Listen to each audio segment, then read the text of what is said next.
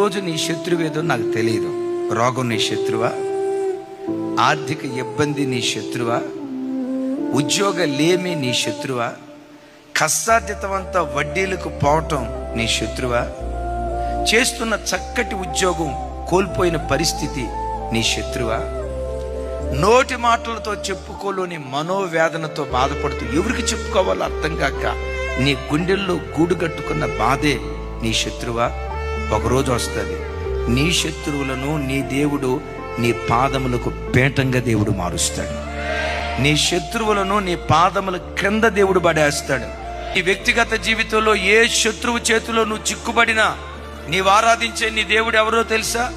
ఒకవేళ ఈరోజు శత్రువు చెలరాగొచ్చు, వాడు గెలిచినట్లుగా కనపడవచ్చు, వాడి చేతిలో నువ్వు ఓడిపోయినట్లుగా అనిపించవచ్చు. సైతాన్ గడి కూడా చూసి చూడు ఎంత ప్రార్థన చేసావు, ఓడిపోయావు, నా చేతిలో అయిపోయింది నీ బ్రతుకో, దేవుడు దేవుడు అని పరిగెత్తావు, ఓడిపోయావు, నా చేతిలో నువ్వు ఓడిపోయావని. కొన్నిసార్లు వాడి చేతిలో ఓడిపోయినట్లుగా అనిపిస్తుంది నీ పరిస్థితి. ఏమి లేదు, నీ ప్రభు పాదాల దగ్గర కూర్చో, కనిపెట్టు, ఓపికతో కనిపెట్టు. శత్రువులను నీ పాదాల దగ్గర దేవుడు పడేస్తాడు.